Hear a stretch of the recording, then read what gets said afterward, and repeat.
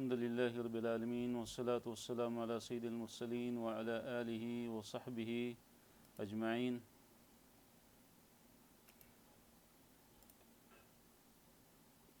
آئیں قرآن سمجھے شروع سے آخر تک. Understand Quran from beginning to end. رب اشرح لي صدري ويسر لي أمري واحلل عقدة من لساني يفقهوا قولي.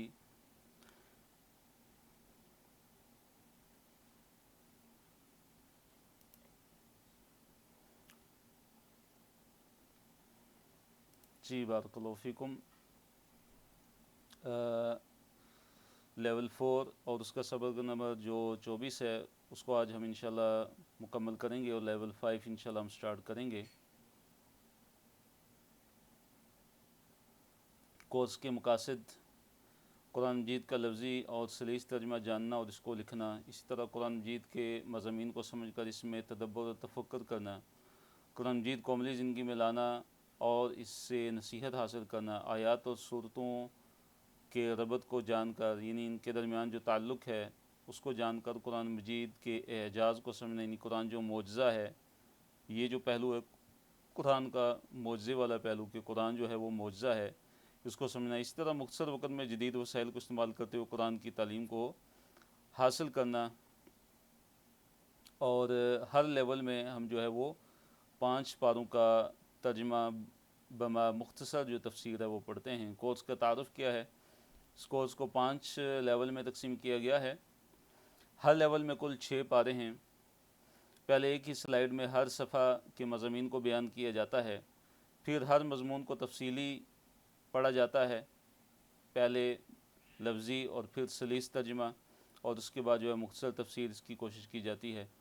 اس طرح ہر صورت کی ابتدا میں اس صورت کا مختصر جو تعارف ہے وہ ہم پڑھتے ہیں، اور اگر اس صورت کی فضیلت کے اندر اگر کوئی صحیح حدیث ہے تو اس کو بیان کیا جاتا ہے.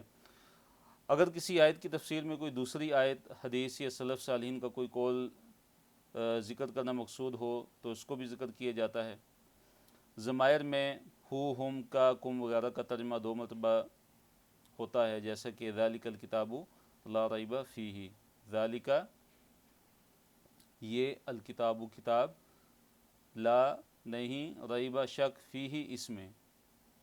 تو پہلی دفعہ فیہ سے مراد یعنی اس میں، تو دوسری دفعہ بتایا جائے گا کہ اس میں سے مراد کیا ہے، یعنی کہ اس کتاب میں یعنی اس قرآن کے اندر کسی بھی قسم کا کوئی شک و شبہ نہیں ہے. تو سورہ حامیم سجدہ ہم پڑھ رہے تھے اور اس کا آخری جو صفحہ وہ رہتا ہے، اس کا تعارف جو ہے وہ دوبارہ ہم پڑھ لیتے ہیں. نام اور وجہ تسمیہ کیا ہے اس صورت کی؟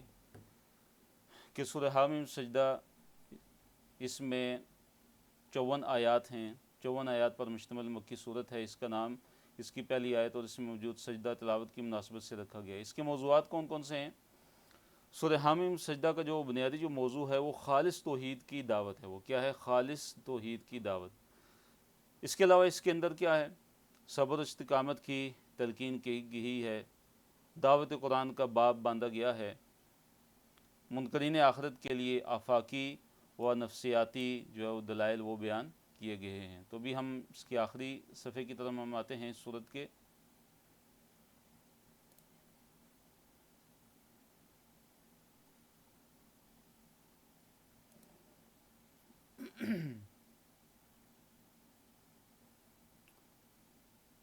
جی بارک اللہ فیکم. سورہ حامیم سجدہ اور 25واں سپارہ ہے یہ. 25ویں سپارے سے ہم انشاءاللہ سٹارٹ کریں گے اور یہ اس سورت کا آخری صفحہ ہے، آخری آیات ہیں. اعوذ باللہ من الشیطان الرجیم. اللہ رب العالمین نے ارشاد فرمایا: الیہ یرد علم الساعہ. الیہ یرد علم الساعہ، الیہ اسی کی طرف، یرد لوٹایا جاتا ہے، علم الساعہ قیامت کا علم. قیامت کا علم جو ہے وہ اسی کی طرف لوٹایا جاتا ہے، یعنی اللہ رب العالمین کی طرف لوٹایا جاتا ہے. یعنی قیامت کا جو علم ہے کہ قیامت کب آئے گی، اس کا علم اللہ رب العالمین کے علاوہ کسی کو بھی نہیں ہے. یعنی اللہ تعالیٰ کے علاوہ کوئی نہیں جانتا کہ قیامت کب آنے والی ہے. قیامت کا علم صرف اور صرف اللہ رب العالمین کو ہے. کیونکہ الیہ اس کی طرف، کس کی طرف؟ یعنی اللہ تعالیٰ کی طرف، الیہ اسی کی طرف، یعنی اللہ تعالیٰ ہی کی طرف، یرد لوٹایا جاتا ہے علم الساعہ قیامت کا علم۔ ساعہ سے مراد گھڑی، مراد قیامت کی گھڑی ہے، مراد قیامت ہے، کہ قیامت کا علم اللہ رب العالمین کے علاوہ کسی کو نہیں ہے۔ اور یہ ان غیب کی کنجیوں میں سے ہے جن کو مفاتیح الغیب کہتے ہیں، کہ جن کا علم اللہ تعالیٰ کے علاوہ کسی کو نہیں ہے۔ صحیح بخاری مسلم کے اندر حدیث ہے کہ جبریل علیہ السلام نبی علیہ السلام کے پاس آتے ہیں، آپ صلی اللہ علیہ وسلم سے سوال کرتے ہیں۔ ان میں سے ایک سوال یہ بھی ہے جو حضرت جبریل علیہ السلام نے نبی علیہ السلام سے کیا تھا کہ فَأَخْبِرْنِي عَنِ السَّاعَةِ، کہ مجھے قیامت کے بارے میں بتائیے کہ قیامت کب قائم ہونے والی ہے، قیامت کب آئے گی۔ تو آپ صلی اللہ علیہ وسلم نے ارشاد فرمایا کہ مل مسئول عنہا بِأَعْلَمَ مِنَ السَّائِلِ، کہ مسئول جو ہے وہ سائل سے زیادہ جاننے والا نہیں ہے، یعنی جو پوچھا جانے والا ہے، کہ جس سے پوچھا جا رہا ہے، یعنی مجھ سے، محمد صلی اللہ علیہ وسلم سے، مجھ سے پوچھا جا رہا ہے، اے جبریل آپ مجھ سے سوال کر رہے ہیں، میں مسئول ہوں، مجھ سے سوال کیا جا رہا ہے، آپ مجھ سے سوال کر رہے ہیں، میں سائل یعنی سوال کرنے والے نہیں، جبریل علیہ السلام سے زیادہ نہیں جانتا، یعنی مجھے اس کا علم نہیں ہے۔ اور سورہ لقمان کے آخر میں اللہ تعالیٰ نے فرمایا کہ ان اللہ عندہ علم الساعہ، کہ اللہ تعالیٰ ہی ہے کہ جس کے پاس قیامت کا علم ہے۔ تو قیامت کا علم اللہ تعالیٰ ہی کے پاس ہے۔ اللہ تعالیٰ نے یہ علم کسی کو نہیں دیا، نہ ہی کسی نبی کو، نہ ہی کسی ولی کو، نہ ہی کسی فرشتے کو۔ تو غیب کا جو علم ہے وہ صرف اور صرف اللہ رب العالمین کے پاس ہے۔ اللہ تعالیٰ کے علاوہ کوئی بھی غیب کا علم نہیں جانتا۔ اور اللہ تعالیٰ نے اپنے انبیاء کو اتنا ہی علم عطا فرمایا ہے کہ جو ان کی ضرورت تھی اور جو دین کے لیے ضرورت تھی، اور اس سے وہ عالم الغیب نہیں ہو جاتے، کیونکہ قرآن کی واضح آیات ہیں کہ جن کا مفہوم یہ ہے کہ اللہ تعالیٰ کے علاوہ کوئی بھی غیب کا علم نہیں رکھتا۔ جیسے اللہ تعالیٰ نے سورہ النمل میں فرمایا قُلْ لَا يَعْلَمُ مَنْ فِي السَّمَاوَاتِ وَالْأَرْضِ الْغَيْبَ إِلَّا اللَّهُ، اے نبی صلی اللہ علیہ وسلم آپ اعلان فرما دیجئے، آپ کہہ دیجئے کہ جو بھی آسمانوں میں ہیں اور جو بھی زمین میں ہیں، اللہ کے علاوہ کوئی بھی غیب کا علم نہیں رکھتا، اللہ تعالیٰ کے علاوہ کوئی بھی غیب نہیں جانتا۔ غیب کا جو علم ہے، کل کیا ہونے والا ہے، مستقبل کے حالات کیسے ہوں گے، کل کوئی کیا کرنے والا ہے، جیسے سورہ لقمان کے آخر میں ہے کہ کوئی نفس نہیں جانتا، کوئی انسان نہیں جانتا کہ وہ کس سرزمین میں وہ مرے گا، کس سرزمین میں اس کو موت آئے گی، کوئی بھی نہیں جانتا۔ تو اللہ کے علاوہ کوئی بھی غیب کا علم جو ہے وہ نہیں رکھتا، اللہ کے علاوہ کسی کو بھی غیب کا علم نہیں ہے۔ پھر اللہ نے فرمایا وَمَا تَخْرُجُ مِن ثَمَرَاتٍ مِّنْ أَكْمَامِهَا، وَمَا تَخْرُجُ اور نہیں نکلتے، من ثمراتٍ کوئی بھی کسی بھی قسم کے پھل، من اکمامها ان کے شگوفوں میں سے، ان کے غلافوں میں سے، یعنی پھل جو ہیں وہ ایک غلاف ہوتا ہے، اس کے اندر وہ ہوتے ہیں، پھر وہ اس غلاف سے، اس شگوفے سے وہ پھل کیا ہیں وہ نکلتے ہیں۔ تو اللہ تعالیٰ ان کے بارے میں فرما رہے ہیں، ان پھلوں کے بارے میں فرما رہے ہیں کہ جو پھل اپنے شگوفوں میں ہوتے ہیں وہ نہیں نکلتے، لیکن اللہ تعالیٰ کو آگے آ رہا ہے کہ اللہ تعالیٰ کو ان کا علم ہوتا ہے، اللہ تعالیٰ کے علم سے ہی وہ نکلتے ہیں۔ اللہ تعالیٰ کو علم ہے کہ کس پھل نے کب اپنے شگوفوں میں سے، اپنے اس غلاف میں سے کہ جس کے اندر وہ لپٹا ہوتا ہے، کب وہ نکلتا ہے، کب اس نے نکلنا ہے، اس کا علم بھی صرف کس کو ہے؟ اللہ تعالیٰ ہی کو ہے۔ تو وما تخرج نہیں نکلتے، من ثمرات کوئی بھی پھل، من اکمامہا اپنے غلافوں میں سے، اپنے شگوفوں میں سے۔ اکمام دیکھیے کم من کی جمع ہے، اکمام کس کی جمع ہے؟ کم من کی جمع ہے، کم من کی جمع اکمام، مراد کیا ہیں؟ شگوفے ہیں، غلاف کے جس میں پھل جو ہے وہ شروع میں چھپا ہوا ہوتا ہے۔ تو اس میں اللہ تعالیٰ کے کامل اور محیط علم کا بیان ہے۔ پھر اللہ نے فرمایا کہ وَمَا تَحْمِلُ مِنْ أُنْثَى وما تحمل اور نہیں حاملہ ہوتی من انثى کوئی بھی مادہ، وما تحمل اور نہیں حاملہ ہوتی من انثى کوئی بھی مادہ، ولا تضع اور نہ ہی بچہ جنتی ہے الا مگر بعلمہ اس کے علم کے ساتھ، یعنی اللہ تعالیٰ کے علم کے ساتھ، مراد اللہ تعالیٰ کو علم ہوتا ہے۔ تو کتنی چیزوں کا بیان ہے دیکھیے، 3 چیزیں ہیں۔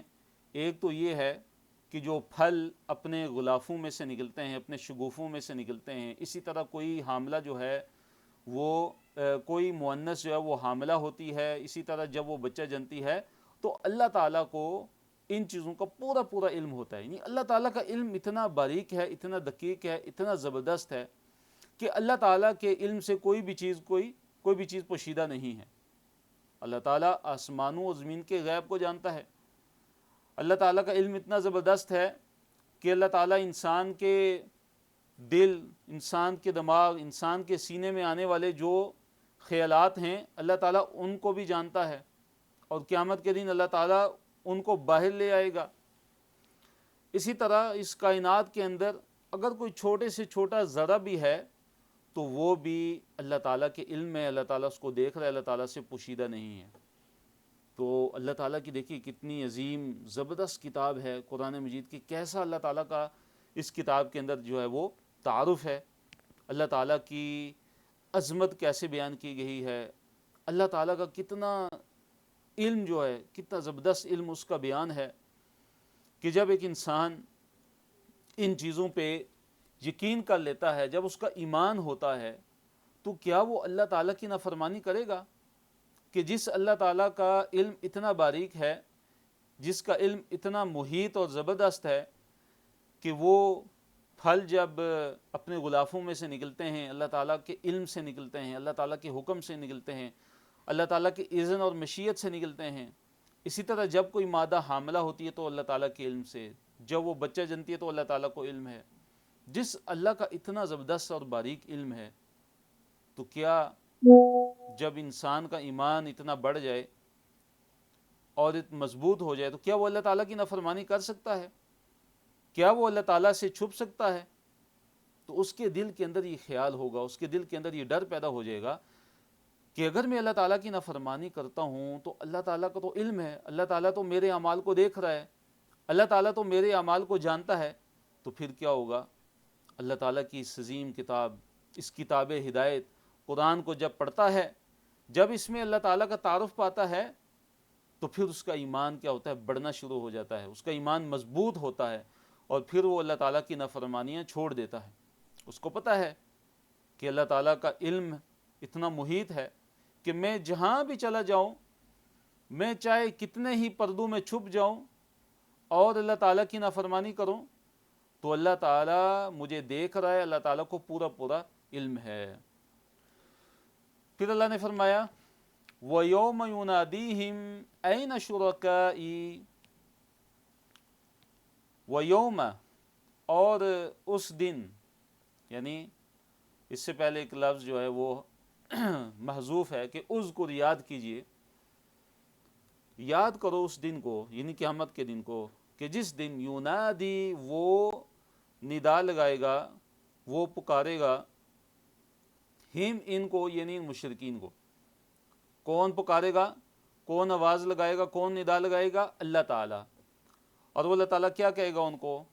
این شرکائی، ان کو کہے گا کہ کہاں ہیں میرے شریک، کہاں ہیں میرے شریک۔ یہ اللہ تعالیٰ مشرکین سے پوچھے گا ان کو ذلیل کرنے کے لیے، ان کو رسوا کرنے کے لیے۔ یہ نہیں کہ نعوذ باللہ کوئی اللہ تعالیٰ کا کوئی شریک، اللہ تعالیٰ کا کوئی شریک نہیں ہے، یہ تو ان کے قول کے مطابق، ان کے نظریے اور عقیدے کے مطابق کہ انہوں نے اللہ تعالیٰ کے ساتھ شریک بنا رکھے تھے دنیا کے اندر۔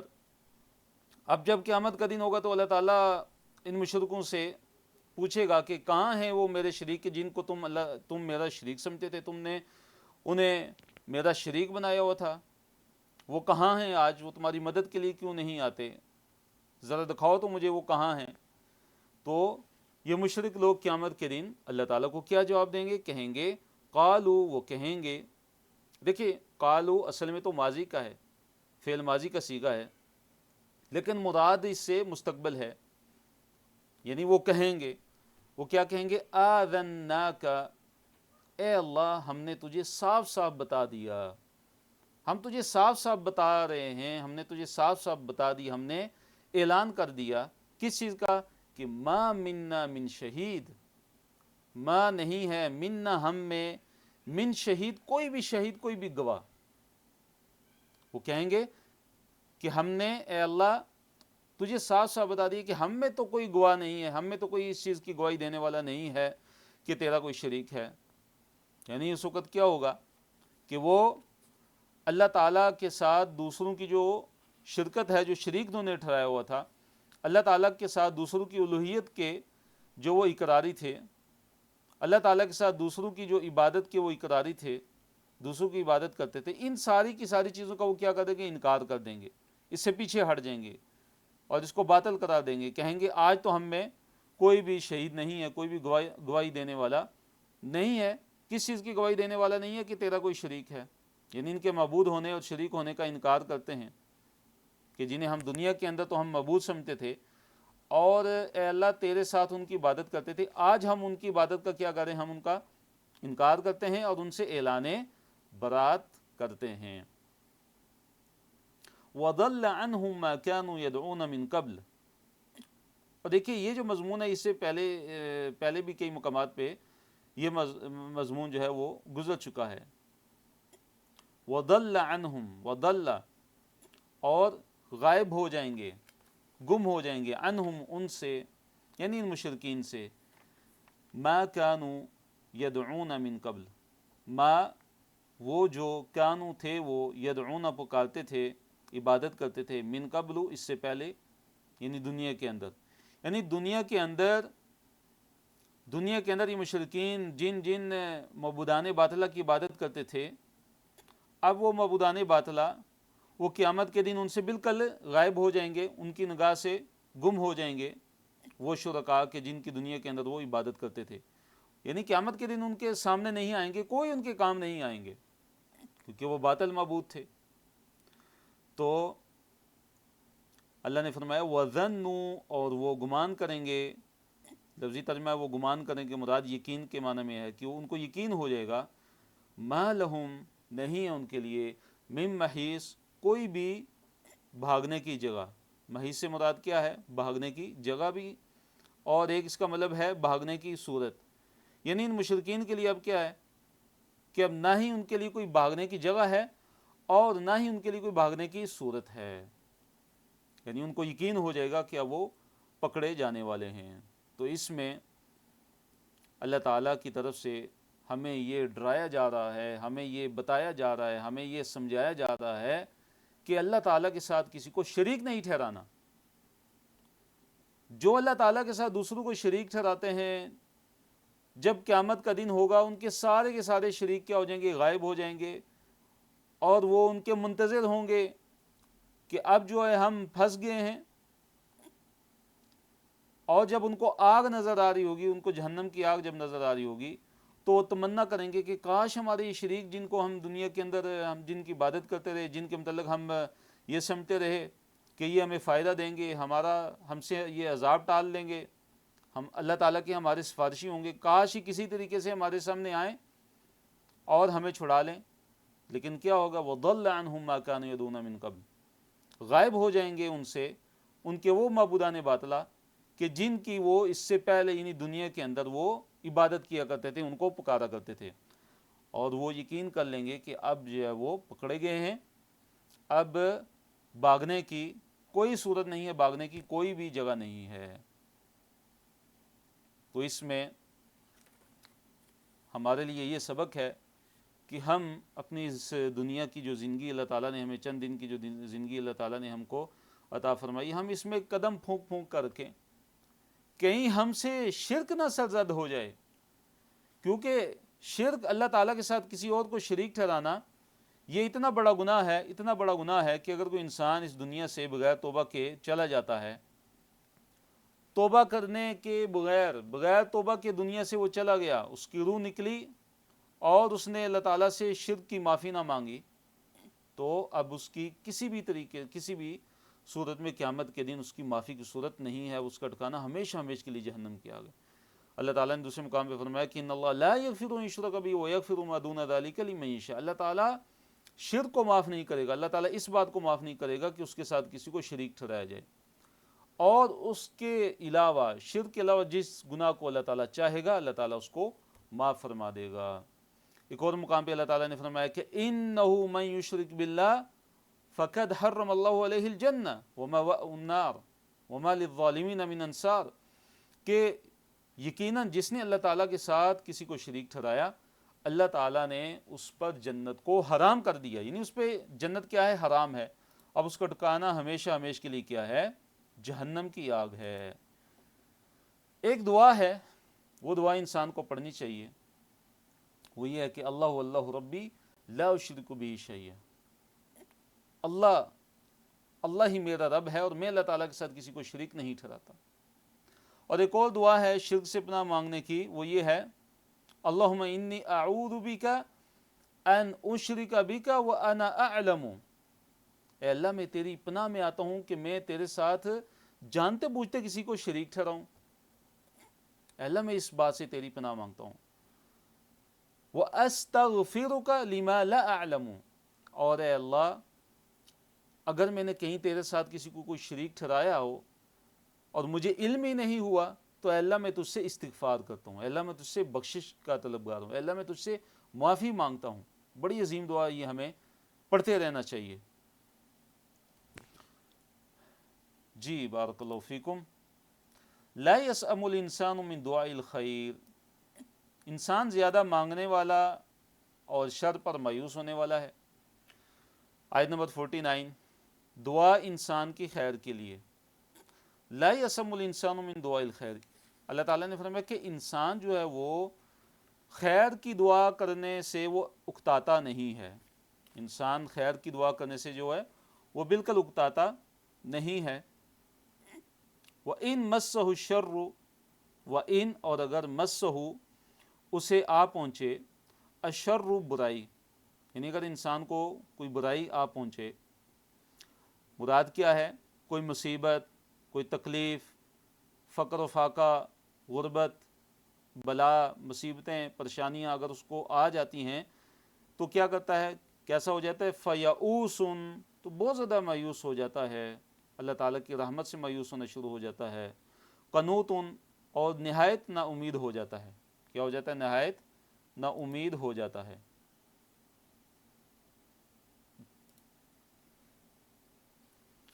لا یسأم الانسان، سئم یسأم سے فعل مضارع ہے، اس کا چیپٹر کون سا ہے؟ سمع یسمع۔ لا یسأم الانسان، انسان نہیں تھکتا، نہیں اکتاتا، من دعاء الخیری، خیر کی دعا کرنے سے۔ خیر سے مراد یہاں پہ کیا ہے؟ مال، دولت، عزت، صحت، قوت، یعنی مانگتا ہے، دنیا مانگتا ہے، اکتاتا نہیں ہے، دنیا کی ہر نعمت مانگتا ہے کہ یہ بھی مل جائے، یہ بھی مل جائے، یہ بھی مل جائے، کوئی چیز چھوڑتا نہیں ہے۔ اچھا پھر کیا ہوتا ہے کہ اگر کوئی مصیبت پریشانی آ جائے تو پھر کیا ہو جاتا ہے؟ بڑا ہی مایوس ہو جاتا ہے اور بڑا ہی نا امید ہو جاتا ہے اللہ تعالیٰ سے۔ یئوس اور قنوط دونوں جو ہے مبالغے کے صیغے ہیں، اور یئوس دیکھیے اسی سے ہم اردو میں لفظ مایوس بولتے ہیں، وہ اسی سے نکلا ہے۔ تو یئوس، فا پس یئوسن، بہت زیادہ وہ مایوس ہو جاتا ہے۔ قنوطن، قنوطن بہت زیادہ نا امید ہو جاتا ہے۔ یہ یئوس اور قنوط یعنی مترادفات میں سے ہیں، ایک دوسرے کے معنی میں آتے ہیں، اور اگر ان میں فرق کیا جائے تو بعض علماء نے ان دونوں کے معنی میں فرق بھی کیا ہے۔ وہ یہ ہے کہ یئوس سے مراد کیا ہے کہ دل کی حالت، کہ دل سے وہ جو بڑا مایوس ہوتا ہے، اس کے دل کے اندر بڑی مایوسی چھا جاتی ہے۔ تو قنوط سے مراد جو ہے ظاہری حالت، کہ نا امیدی اور مایوسی کے جو آثار ہیں اس کے جسم پر بھی ظاہر ہونا شروع ہو جاتے ہیں۔ تو یہ دونوں کے اندر فرق ہے، بعض علماء نے کہا ہے کہ دونوں کے ایک ہی معنی ہیں۔ تو یہاں پہ جو انسان ہے وہ مومن انسان یہاں مراد نہیں ہے، یہاں وہ انسان مراد ہے کہ یا تو جو کافر ہے یا انسانوں کی اکثریت مراد ہے، لیکن کیونکہ جو اہل ایمان ہیں، جو حقیقی معنوں میں ایمان والے ہیں، وہ اس طرح کے نہیں ہیں۔ کہ جب مصیبت آئی پریشانی آئی تو بڑے مایوس ہو گئے، اللہ تعالیٰ کی رحمت سے جو مایوسی ہے وہ کفر ہے۔ اہل ایمان جو ہیں ان کا جو طرز عمل ہے اور ان کا جو رویہ اور جو ان کا طریقہ ہے وہ بالکل مختلف ہوتا ہے، جو کہ حدیث کے اندر بیان ہے۔ صحیح مسلم کے اندر یہ حدیث ہے، نبی علیہ الصلوۃ والسلام نے فرمایا کہ عجبا لامر المومن، ایک جو مومن ہے ایمان والا، اس کا جو معاملہ ہے وہ بڑا تعجب انگیز ہے۔ مومن کا جو معاملہ ہوتا ہے بڑا ہی تعجب والا ہے۔ نبی علیہ الصلوۃ والسلام فرماتے، دیکھیے سبحان اللہ کیسے اس کا معاملہ تعجب انگیز ہے۔ فرمایا کہ اگر تو اس کو پریشانی آتی ہے، مصیبت آتی ہے تو وہ صبر کرتا ہے۔ وہ کیا کرتا ہے؟ صبر کرتا ہے، تو یہ اس کے لیے بہتر ہوتا ہے۔ اور اگر اس کو کوئی نعمت ملتی ہے، مال و دولت ملتا ہے، دنیا کے اندر کامیابیاں ملتی ہیں، تو وہ تکبر نہیں کرتا، اکڑتا نہیں ہے، اتراتا نہیں ہے، بلکہ کیا کرتا ہے؟ شکر کرتا ہے۔ فرمایا فَهُوَ خَيْرُ اللَّهُ، تو یہ چیز بھی اس کے لیے بڑی بہتر ہے۔ یعنی مومن جو ہے صحیح معنوں میں جو اہل ایمان ہیں، تو ان کا تو معاملہ بڑا ہی عجیب ہے، بڑا یعنی کہ بہترین ہے، کیسا زبردست ان کا معاملہ ہے کہ وہ ہر حال میں وہ بہترین ہوتے ہیں۔ مصیبتیں پریشانی آئیں، بیماری آئیں تو وہ صبر کرتے ہیں، تو ان کے لیے اجر ہی اجر ہے۔ اور اگر اللہ تعالیٰ کی طرف سے ان کو کوئی نعمتیں ملتی ہیں تو وہ شکر کرتے ہیں، تو وہ بھی ان کے لیے بہتر ہے۔ لیکن یہاں پہ دیکھیے کیا ہے کہ وہ مَسَّهُ الشَّرُّ، اگر اس کو مس کرتا ہے، چھوتا ہے، یعنی اس کو آپ پہنچتی ہے شر، برائی مراد کیا ہے؟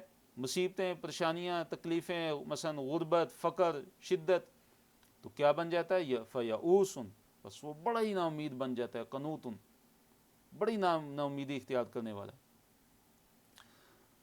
اب جب یہ مصیبت اور پریشانی اللہ تعالیٰ اس سے دور کر دیتے تو پھر اس کا معاملہ کیا ہوتا ہے؟ دیکھیے اگلی آیت میں ہے کہ مصیبت کے بعد نعمت کے ملنے پر پھر تکبرانہ رویہ اختیار کرنا شروع ہو جاتا ہے۔ یہ یعنی وہ انسان ہے کہ جس کے اندر کفر کی روش ہے۔ فرمایا وَلَئِنْ أَذَقْنَاهُ رَحْمَةً مِنَّا، اور لَئِن یقیناً اگر، یہ جو لام ہے یہ تاکید کے معنی میں ہے، یقیناً، ان اگر، وَلَئِن اور یقیناً اگر، اذقناہ میں دیکھیے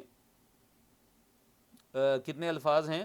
3 الفاظ ہیں۔ دیکھیے اذق علیحدہ ہے، نہ ہم اور ہو اس کو، اذقناہ چکھائیں ہم اس کو، یعنی اور اگر ہم اس کو چکھائیں، رحمتاً کوئی رحمت سے مراد یہاں پہ کیا ہے؟ اللہ تعالیٰ کا فضل، اللہ تعالیٰ کی نعمتیں، یعنی جب ہم اس کو نعمتیں عطا کر دیتے ہیں۔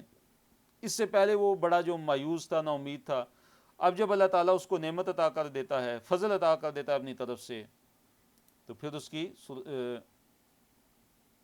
اس کی حالت کیا ہوتی ہے؟ جب ہم اس کو رحمت عطا کرتے تو رحمت سے یہاں پہ کیا مراد ہے؟ نعمت۔ رحمت سے مراد یہاں پہ نعمت ہے۔ نعمتیں جب اس کو ہم عطا کر دیتے ہیں، منا ہماری طرف سے، یعنی اللہ تعالیٰ کہہ رہے ہیں کہ ہم اپنی طرف سے جب اس کو کوئی رحمت عطا کر دیتے ہیں، کوئی نعمت دے دیتے ہیں، وہ نعمت کب اس کو ملتی ہے؟ من بعد ضراء، من سے بعد ضراء، اس تکلیف، پریشانی اور مصیبت کے بعد، مست ہو، کہ جس مصیبت اور پریشانی نے ضراء نے اس کو مس کیا تھا، یعنی اس کو چھوا تھا، یعنی وہ جو مصیبت اور پریشانی اس پر آئی تھی،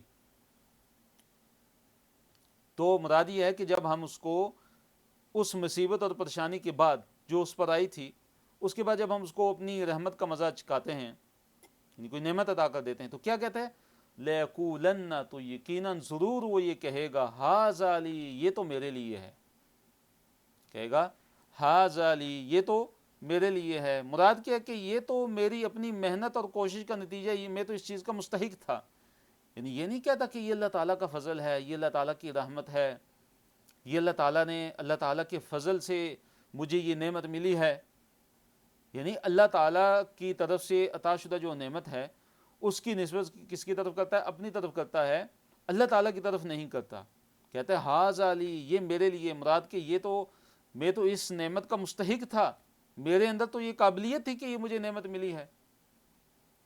تو یہ رویہ کس انسان کا ہوتا ہے؟ جو کافر ہوتا ہے، جو ناشکرہ انسان ہوتا ہے، یہ اس کا رویہ ہے۔ اور یہ اللہ تعالیٰ اس لیے بیان کریں کہ یہ رویہ اور یہ سلوک اور یہ طرز عمل ہمارے اندر نہیں ہونا چاہیے۔ اور کیا کہتا ہے؟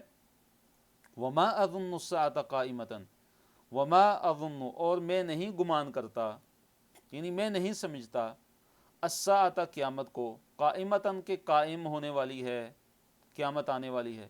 نعوذ باللہ، یعنی کہ یہ کافر انسان ہے، دیکھیے کہ جو قیامت کا بھی منکر ہے۔ جب اللہ تعالیٰ اس کو کسی مصیبت اور پریشانی کے بعد جب اللہ تعالیٰ اس کو نعمت کو عطا کر دیتے ہیں تو نعمتوں کو اللہ تعالیٰ کی طرف منسوب نہیں کرتا، اللہ تعالیٰ کا شکر ادا نہیں کرتا، بلکہ کیا کہتا ہے کہ ہاذا لی، یہ تو میرے لیے ہے، میں تو اس کا مستحق تھا۔ اور پھر ساتھ کیا کہتا ہے کہ میں نہیں سمجھتا کہ نعوذ باللہ قیامت قائم ہونے والی ہے۔ اور پھر کیا کہتا ہے، آگے آ رہا ہے کہ اگر قیامت قائم ہو بھی جائے، مثلا فرض کیا کہ اگر قیامت قائم ہو بھی گئی اور مجھے اپنے رب کی طرف لوٹایا بھی گیا، تو پھر بھی میرے رب کے ہاں میرے لیے بڑی خیر ہوگی، بڑی بلائی ہوگی، پھر بھی میرے لیے جنت ہی ہوگی۔ یعنی وہ دنیا کی یعنی ایسا کافر ہے، ایسا یہ انسان ہے کہ دنیا کے اندر اللہ تعالیٰ نے جو اس کو خوشحالی عطا فرمائی ہوئی ہے، جو اس کو نعمتیں عطا فرمائی ہوئی ہیں، تو ایک تو اللہ تعالیٰ کا شکر ادا نہیں کرتا، دوسرا وہ ان کو اپنی قابلیت قرار دیتا ہے، اپنی محنت کا نتیجہ قرار دیتا ہے، اور تیسری بات وہ یہ سمجھتا ہے کہ اگر نعوذ باللہ، یعنی ایسا بدعقیدہ ہے، قیامت کا منکر ہے، کہتا ہے کہ اگر قیامت قائم ہو بھی گئی تو جیسے دنیا میں مجھے اللہ تعالیٰ نے نعمتیں دی ہیں، میرے رب نے مجھے نعمتیں دی ہیں، اسی طرح ادھر بھی مجھے نعمتیں ہی ملیں گی، ادھر بھی میں نے جنت میں ہی جانا ہے۔ یعنی اللہ تعالیٰ پہ کیسا بہتان، اور بغیر علم کے کیسے یہ بات کرتا ہے ایسا انسان۔ فرمایا وَلَئِن، اور یقیناً اگر، رُجِعْتُ، مجھے لوٹایا گیا، رجعتو فعل ماضی ہے اور مجہول ہے، پیسیو وائس ہے، اگر مجھے لوٹایا جاتا ہے، اِلیٰ ربی، میرے رب کی طرف، یعنی قیامت کے دن، تو کیا ہوگا، ان بے شک، لی میرے لیے، یعنی وہ انسان، وہ کافر انسان کیا کہتا ہے کہ وہ میرے لیے کیا کہتا ہے کہ بے شک یقیناً میرے لیے، اندہو، اس کے ہاں، یعنی اللہ تعالیٰ کے ہاں۔ ابھی ہم نے آپ کو بولا تھا نا کہ جب یہ ضمیریں آئیں گی، جب ضمائر آئیں گے پروناؤن، تو پہلے ہم اس کا لفظی ترجمہ کریں گے اور پھر اس کا اصل جو ضمیر جس کی طرف لوٹ رہی ہے، جو اس کا معنی اور مفہوم ہوگا جس کی طرف، تو وہ بھی ہم بیان کریں گے۔ تو اندہو لفظی ترجمہ ہے اس کے ہاں، اس کے پاس، تو مراد اللہ تعالیٰ کے پاس، للحسنہ، یقیناً حسنہ ہے، جنت، یعنی اگر میں اپنے رب کی طرف لوٹایا گیا تو یقیناً ادھر بھی میرے لیے اس کے ہاں کیا ہوگی، حسنہ ہوگی، یعنی خیر ہوگی، بلائی ہوگی، مراد جنت ہے، ادھر بھی مجھے جنت ہی ملے گی، نعوذ باللہ۔ پھر اللہ تعالیٰ نے کیا جواب دیا کہ جن کے یہ عقائد ہیں کہ جو کافر اللہ تعالیٰ پہ بغیر علم کے باتیں باندھتے ہیں اور اللہ تعالیٰ کی نعمتوں سے فائدہ اٹھاتے ہیں لیکن اللہ تعالیٰ کا شکر ادا نہیں کرتے، فرمایا فَلَنُنَبِّئَنَّ الَّذِينَ كَفَرُوا بِمَا عَمِلُوا، فَلَنُنَبِّئَنَّ، پس یقیناً ضرور ہم جو ہے وہ بتائیں گے، الذین، ان لوگوں کو کہ جنہوں نے کفروا، کفر کیا، کیا چیز ان کو بتائیں گے، کیا بتائیں گے ان کو، بما عملوا، ان کے اعمال کے بارے میں، جو انہوں نے کرتوت دنیا کے اندر کی، ہم قیامت کے دن ضرور ان کو ان کے اعمال کی خبر دیں گے کہ دنیا کے اندر تم یہ کر کے آئے ہو۔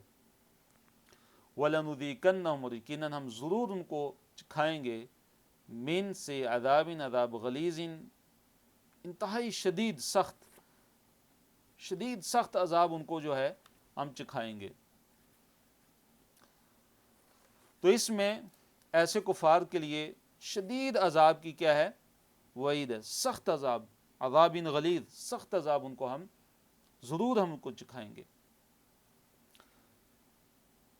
وَإِذَا أَنْعَمْنَا عَلَى الْإِنسَانِ أَعْرَضَ وَنَأَىٰ بِجَانِبِهِ، وَإِذَا، اور جب، أَنْعَمْنَا، ہم انعام کرتے ہیں، جب ہم نعمت عطا کرتے ہیں، جب ہم انعام کرتے ہیں، علی الانسان، انسان پر، اعرض، تو وہ منہ پھیر لیتا ہے، اعراض کر لیتا ہے، ونأى بجانبہ، ونأى بجانبہ، اور اپنا پہلو دور کر لیتا ہے۔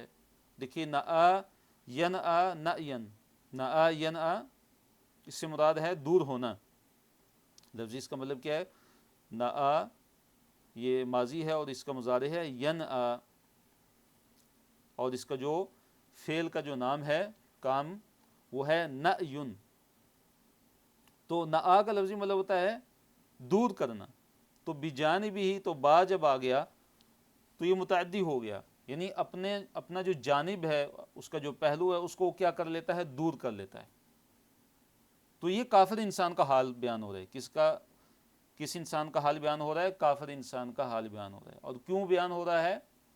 ہمارے لیے سبق، ہمارے لیے نصیحت، تذکیر، کہ ہم کہیں ایسے نہ بن جائیں۔ ہمارا جو ہے طرز عمل کیا ہونا چاہیے؟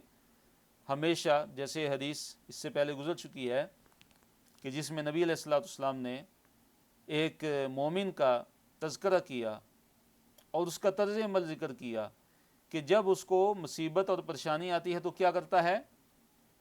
بارک اللہ فیکم، چیٹ میں لکھ کے بتائیے۔ جب ایک مومن پہ مصیبت آ جائے، پریشانی آ جائے، مشکلات آ جاتی ہیں تو وہ کیا کرتا ہے؟ جی بارک اللہ فیکم، بالکل جواب صحیح آ رہے ہیں ماشاءاللہ، صبر کرتا ہے۔ اور جب اس کو نعمتیں ملتی ہیں، مال مل گیا، مال و دولت، کامیابیاں دنیا کے اندر، تو وہ کیا کرتا ہے؟ شکر کرتا ہے۔ تو یہ اہل ایمان کا طرز عمل ہونا چاہیے، یہ ہمارا طرز عمل ہونا چاہیے کہ پریشانیاں، مصیبتیں، تکالیف، ان میں ہم نے صبر کرنا ہے اور نہ شکری نہیں کرنی اور نہ صبری نہیں کرنی، بے صبری نہیں کرنی۔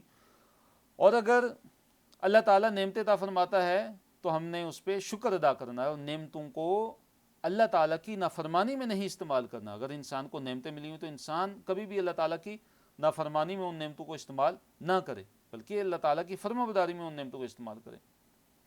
تو اللہ نے فرمایا کہ یہ، اب یہاں پہ دیکھیے اس کی جو حالت ہے وہ بیان ہو رہی ہے، حال اس کا بیان ہو رہا ہے۔ پچھلی جو آیات تھی اس میں کافر انسان کے قول کا ذکر تھا کہ وہ زبان سے وہ کیا کہتا ہے،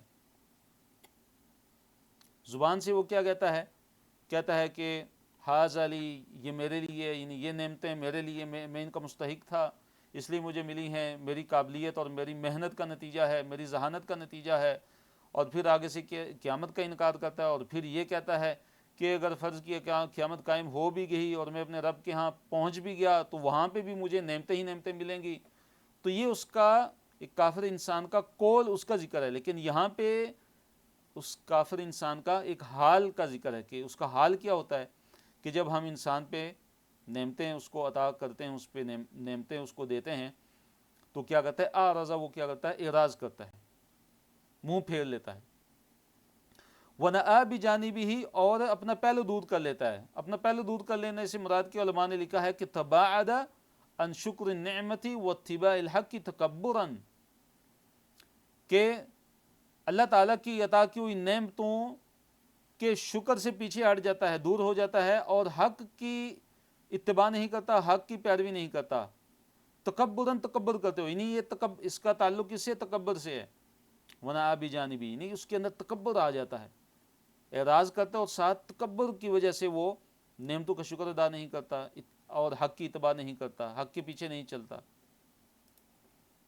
وَإِذَا مَسَّهُ الشَّرُّ، وَإِذَا، اور جب مَسَّهُ اس کو چھوتی ہے، مراد کیا جب اس کو پہنچتی ہے، الشر، برائی، شر مراد یہاں پہ کیا ہے؟ کوئی تکلیف، کوئی مصیبت، کوئی پریشانی، کوئی بلا، تو کیا ہوتا ہے پھر وہ ہوتا ہے دعائیں، دعا والا، عریضٍ، لمبی چوڑی، پھر لمبی چوڑی دعائیں کرنے والا بن جاتا ہے، پھر لمبی لمبی دعائیں کرتا ہے۔ عریض سے مراد یہاں پہ کثیر، علماء نے لکھا ہے دعائیں عریض، عریضٍ سے مراد ہے کثیرٍ، بڑی لمبی دعائیں کرنا شروع ہو جاتا ہے۔ پھر قل ارائیتم، یعنی نعمت پہ کیا کرتا ہے؟ اعراض کرتا ہے، اور مصیبت پر کیا کرتا ہے؟ پھر رجوع کرنا شروع ہو جاتا ہے۔ حالانکہ نعمت پر اس کو کیا کرنا چاہیے تھا؟ اللہ تعالیٰ کا شکر ادا کرنا چاہیے تھا، نہ کہ تکبر۔ تو اہل ایمان جو ہیں ان کا جو طرز عمل ہوتا ہے وہ نعمت کے وقت شکر اور مصیبت اور پریشانی کے وقت صبر۔ قل، کہہ دیجئے، ارائیتم، کیا رأیتم، دیکھا تم نے، یعنی بتاؤ مجھے، اے نبی صلی اللہ علیہ وسلم آپ ان سے کہہ دیجئے کہ تم مجھے ذرا یہ تو بتاؤ، ان، اگر، کانا، ہوا، یعنی یہ قرآن اگر ہوا، من عند اللہ، اللہ تعالیٰ کے پاس سے، اے نبی صلی اللہ علیہ وسلم آپ ان سے کہہ دیجئے کہ تم مجھے ذرا یہ تو بتاؤ کہ اگر یہ قرآن اللہ تعالیٰ کی طرف سے ہوا، ثم، پھر، کفرتم بہ، کفرتم، تم نے کفر کر دیا، بہ، اس کے ساتھ، یعنی اس قرآن کے ساتھ، تو من اضل، تو کون زیادہ گمراہ ہے، من اس شخص سے کہ جو ہوا وہ فی شکاکن، جو مخالفت میں ہے، بعید دور کی، شکاک کہتے ہیں مخالفت کرنا، ضد، اناد، مخالفت، اس کو شکاک کہتے ہیں۔ اب یہ ضد اور اناد اور مخالفت بھی کیا ہے، بعید کی ہے، دور کی، یعنی ایک انسان دور کی جو ہے وہ شکاک میں پڑا ہوا ہے، مخالفت میں پڑا ہوا ہے، ضد میں پڑا ہوا ہے، تو اس سے بڑھ کر کوئی بھی گمراہ زیادہ نہیں ہے۔ یعنی اے مشرکین مکہ، تم ذرا یہ بتاؤ کہ تم کیسے اس قرآن کا کفر کرتے ہو، کیسے تم محمد صلی اللہ علیہ وسلم کی نبوت کا انکار کرتے ہو؟ اگر یہ اللہ تعالیٰ کی طرف سے ہوا یہ قرآن، اور یقیناً اللہ تعالیٰ کی طرف سے ہے، تو پھر بتاؤ کہ تمہارا حال کیا بنے گا، تمہارا کیا بنے گا، تو اور تمہارے ساتھ پھر کیا ہوگا آخرت میں۔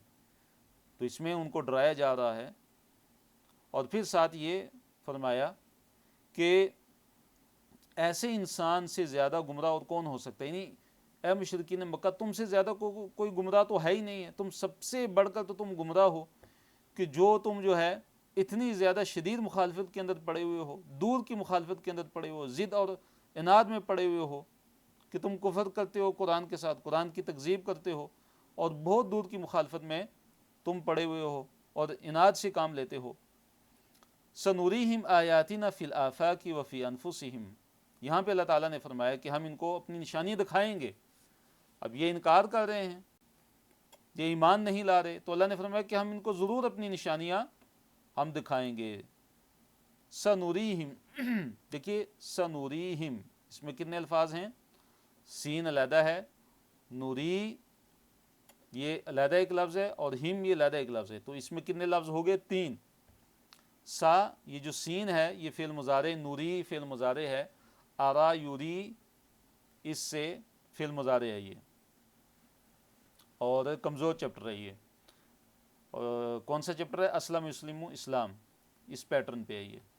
تو اللہ تعالیٰ نے فرمایا کہ ہم دکھائیں گے ان کو، ان کو، یعنی ان کفار کو جو ایمان لانے والے نہیں ہیں، جو منکرین ہیں، کیا ہم ان کو دکھائیں گے، آیاتینا، اپنی آیات، اپنی نشانیاں، سا ان قریب، یہ جو سین ہوتا ہے دیکھیے فعل مضارع سے پہلے جو آتا ہے، یہ فعل مضارع کو مستقبل کے معنی میں لے جاتا ہے، جیسے ہم کہتے ہیں یفتح، وہ کھولتا ہے، اگر اس سے پہلے سین لگا دیں سیفتح تو مراد ہوگا کہ وہ کھولے گا۔ اسی طرح تھا نوری، ہم دکھاتے ہیں، تو سنوری، ہم ان کو دکھائیں گے، ہم ان کو، یعنی ان کفار مکہ کو، ان منکرین کو، ہم کیا دکھائیں گے ان کو، آیاتنا، اپنی آیات، اپنی نشانیاں، کہاں پہ دکھائیں گے، پھر آفاقی، آفاق میں، آفاق سے کیا مراد ہے، آفاق افق کی جمع ہے، کس کی جمع ہے، افق کی جمع ہے۔ افق کسے کہتے ہیں، افق دیکھیے، افق کہتے ہیں کہ وہ دور جگہ جہاں آسمان اور زمین آپس میں کیا ہے جی، ملتے دکھائی دیتے ہیں، وہ جگہ کیا کہلاتی ہے، افق کہلاتی ہے، کہ دور جگہ جہاں پہ ایسے لگتا ہے کہ آسمان نیچے زمین سے ملا ہوا ہے، زمین اور آسمان ملے ہوئے ہیں، اس کو افق کہتے ہیں۔ تو اس کی جمع کیا ہے، آفاق، تو مراد کیا ہے، کائنات ہے، پوری کائنات، ایک مطلب اس کا کیا ہے، پوری کائنات، یعنی ہم اپنی نشانیاں ان کو کائنات کے اندر دکھائیں گے، اور وہ نشانیاں موجود ہیں، جیسے سورج ہے، جیسے چاند ہے، جیسے ستارے ہیں، جیسے جبال ہیں، پہاڑ ہیں، اشجار ہیں، بہار ہیں، دریا ہیں، یہ ساری کی ساری جو نشانیاں ہیں یہ اللہ تعالیٰ کی قدرت پہ دلالت کرتی ہیں۔ اور فرمایا وفی انفسہم، اور ان کے اپنے نفسوں میں بھی ہم اپنی نشانی ان کو دکھائیں گے، حتیٰ یہاں تک کہ یتبین، واضح ہو جائے گا، لہم ان کے لیے، کیا، انہو کہ یقیناً وہ، یعنی قرآن یا نبی صلی اللہ علیہ وسلم کی نبوت، دونوں مراد ہیں، الحق کو حق ہے، یہاں تک کہ ان کے لیے واضح ہو جائے گا کہ قرآن برحق ہے، یہاں تک کہ ان کے لیے واضح ہو جائے گا کہ نبی صلی اللہ علیہ وسلم اللہ تعالیٰ کے سچے رسول ہیں۔ تو اللہ تعالیٰ فرما رہے ہیں کہ عنقریب ہم ان کو اپنی نشانیاں دکھائیں گے، فی الآفاقی، آفاق میں، انہی کناروں میں، مراد کائنات کے اندر، اور ان کے اپنے نفسوں میں، ان کی اپنی جانوں کے اندر بھی ہم ان کو نشانیاں دکھائیں گے، یہاں تک کہ ان کے لیے واضح ہو جائے گا کہ یقیناً وہ قرآن برحق ہے، سچ ہے، اس میں کوئی شک نہیں، یقیناً محمد صلی اللہ علیہ وسلم اللہ تعالیٰ کے سچے رسول ہیں۔ پھر اللہ نے فرمایا اولم یکفی بربک، اولم یکفی، کیا کافی نہیں ہے، بربک، آپ کا رب، کیا آپ کا رب کافی نہیں ہے، انہو، کہ یقیناً وہ، علی کل شیء، ہر چیز پر، شہید، وہ گواہ ہے۔ یعنی اللہ تعالیٰ جب گواہی دے رہا ہے نبی صلی اللہ علیہ وسلم کی رسالت کی، ان کے برحق ہونے کی، اس قرآن کے سچ ہونے کی، اس قرآن کے اللہ تعالیٰ کی طرف سے، اس کی طرف سے نازل ہونے کی، اللہ تعالیٰ جب خود گواہی دے رہا ہے تو اس سے بڑھ کر اور گواہی کیا ہو سکتی ہے؟ پھر اس سے بڑھ کر اور کس چیز کی یہ گواہی چاہتے ہیں؟ یعنی اس سے بڑھ کر تو کوئی گواہی نہیں ہو سکتی کہ جو گواہی خود اللہ رب العالمین کی گواہی ہے، جو اللہ تعالیٰ نے گواہی دی ہے، اس سے بڑھ کر کسی چیز کی گواہی کی پھر ضرورت نہیں رہتی۔ اور آفاق اور انفس، بعض نے آفاق سے مراد کیا لیا ہے؟ دور دراز کے جو علاقے جو فتح ہونے والے تھے وہ مراد لیے ہیں، فتوحات، اسلامی فتوحات، جو دور دراز کے جو فتوحات تھیں، بعض نے وہ مراد لی ہیں کہ جو بعد میں، جیسے حضرت عمر رضی اللہ تعالیٰ عنہ کے دور میں، حضرت عثمان کے دور میں جو فتوحات ہوئیں، تو بعض نے وہ مراد لی، اور انفسہم سے مراد بعض نے وہ فتوحات لی ہیں کہ جو بذات خود اسلام کے حق ہونے کی بڑی دلیل تھی، جیسے فتح مکہ ہے، جیسے جو بدر کا واقعہ ہے، جیسے خندق کا واقعہ ہے، جیسے احد کا واقعہ ہے۔ بعض نے اس سے فتح مکہ مراد لی ہے کہ جس کے بعد جوک در جوک، فوج در فوج لوگ اسلام کے اندر داخل ہوئے۔ پھر اللہ تعالیٰ نے فرمایا کہ اولم یکفی بربک انہ علی کل شیء شہید، اور کیا تیرا رب کافی نہیں اس بات کے لیے کہ بے شک وہ ہر چیز پر کیا ہے؟ گواہ ہے۔ یعنی سب سے بڑھ کر گواہی تو اللہ تعالیٰ کی گواہی ہے، اس سے بڑھ کر کسی کی گواہی نہیں ہو سکتی، نہ ہی اس کے بعد کسی کی گواہی کی ضرورت ہے، کہ اللہ تعالیٰ خود گواہ ہے۔ اللہ تعالیٰ نے خود قرآن کے اندر بتایا ہے کہ یہ قرآن، یہ کتاب میری طرف سے نازل شدہ ہے، اور قرآن کے اندر اللہ تعالیٰ نے محمد صلی اللہ علیہ وسلم کی رسالت کی اور ان کے برحق ہونے کی تصدیق کی ہے، شہادت یعنی گواہی دی ہے۔ پھر اللہ نے فرمایا الا، خبردار، انہم، بے شک وہ، فی مریۃ، شک میں ہیں، من لقاء ربہم، اپنے رب کی لقاء سے، اپنے رب کی ملاقات سے۔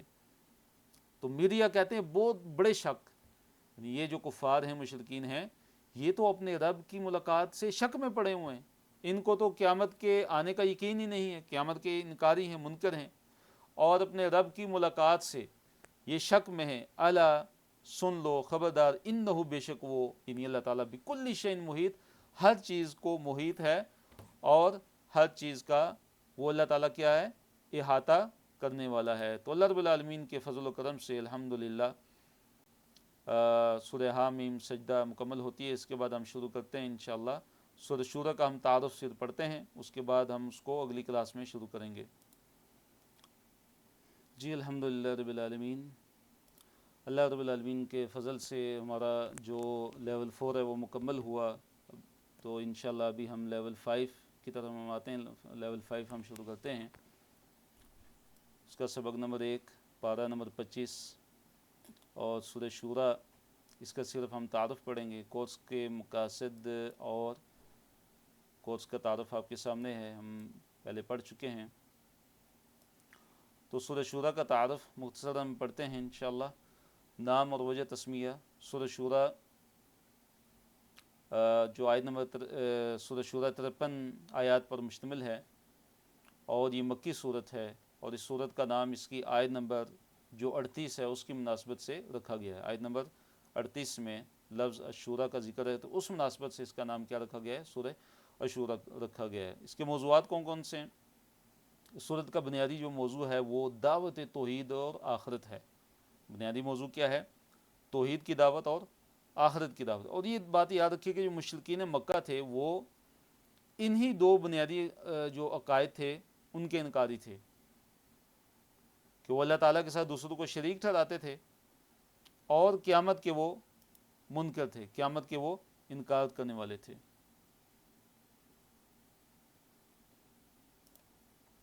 توحید دوسرا جو اس کا موضوع ہے وہ ہے توحید کے اس بات اور شرک کی مذمت میں دلائل بیان کیے گئے ہیں، توحید کو ثابت کرنا یعنی توحید کے حق میں دلائل دیے گئے ہیں، اسی طرح شرک کی مذمت میں دلائل بیان کیے گئے ہیں، اس طرح وحی کے 3 طریقے اور وحی کی روشنی میں اقامت دین کی مشروعیت کو سمجھ کر اجتماعی نظم قائم کرنے کا حکم دیا گیا ہے۔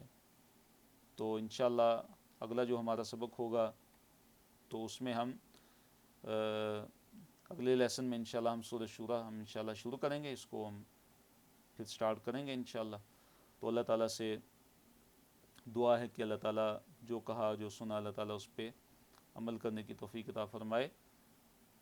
تو اچھا سیکھنے اور کورس سے بھرپور فائدہ اٹھانے کے لیے روزانہ کا سبق دہرائیے، ساتھ ساتھ لکھیے اور نوٹس مکمل کیجیے، اس طرح جو پڑھتے ہیں اس کو کسی کو پڑھانے کی کوشش کیجیے۔ کفار مجلس کی دعا پڑھتے ہیں، سبحانک اللہم و بحمدک نشہد ان لا الہ الا انت نستغفرک و نتوب الیک، وآخر دعوانا ان الحمد للہ رب العالمین۔